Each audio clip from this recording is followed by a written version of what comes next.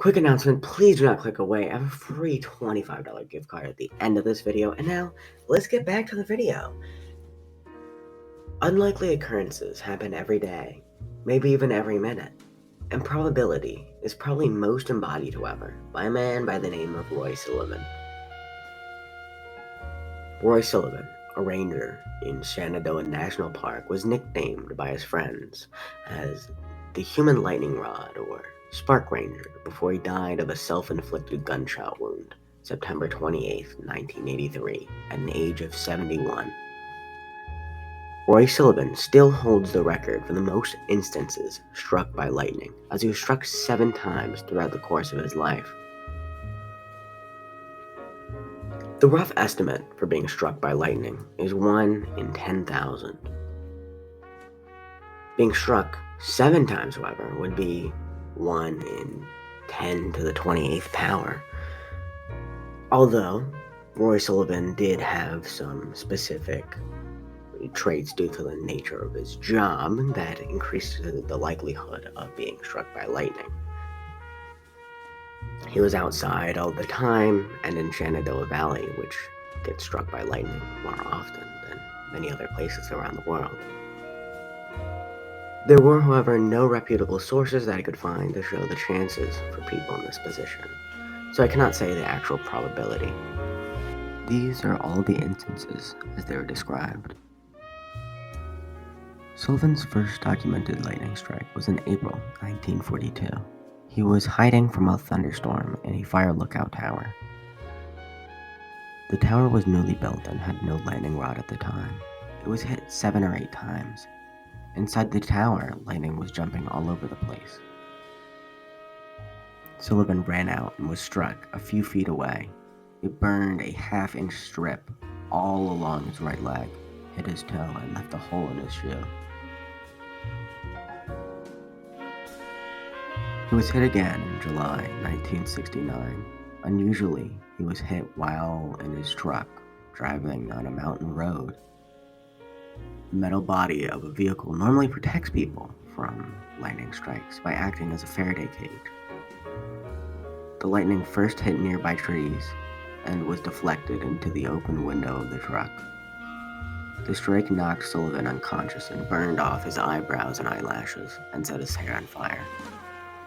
The uncontrolled truck kept moving until it stopped near a cliff edge. In July 1970, Sullivan was struck while in his front yard. The lightning hit a nearby power transformer and from there jumped to his left shoulder, searing it. In spring 1972, Sullivan was working inside a ranger station in Shenandoah National Park when he was struck again. It set his hair on fire. He tried to smother the flames with his jacket. He then rushed to the restroom, but could not fit under the water tap, so he used a wet towel instead. Although he never was a fearful man, after the 4th strike he began to believe that some force was trying to destroy him, and he acquired a fear of death. For months, whenever he was caught in a storm while driving his truck, he would pull over and lie down on the front seat until the storm passed. He also began to believe that he would somehow attract lightning, even if he stood in a crowd of people, and he carried a can of water with him, just in case his hair was set on fire. On August 7th, 1973, while he was out on patrol in the park, Sullivan saw a storm cloud forming and drove away quickly. But the cloud, he said later, seemed to be following him. When he finally thought he had outrun it, he decided it was safe to leave his truck. Soon after, he was struck by a lightning bolt. Sullivan stated that he actually saw the bolt that hit him. The lightning moved down his left arm and left leg and knocked off his shoe, then crossed over to his right leg, just below the knee. Still conscious, Sullivan crawled to his truck and poured the can of water, which he always kept there, over his head, which was on fire. The next strike, on June 5th, 1976, injured his ankle. It was reported that he saw a cloud, thought it was following, tried to run away, but was struck anyway. His hair was also caught fire. On Saturday morning, June 25th, 1977, Sylvan was struck while fishing in a freshwater pool. The lightning hit the top of his head, set his hair on fire, traveled down, and burnt his chest and stomach. Sullivan turned to his car when something unexpected occurred. A bear approached the pond and tried to steal trout from his fishing line. Sullivan had the strength and courage to strike the bear with a tree branch. He claimed that was his 22nd time he hit a bear with a stick in his lifetime. All 7 strikes were documented by the superintendent of Shenandoah National Park, R. Tyler Hoskins.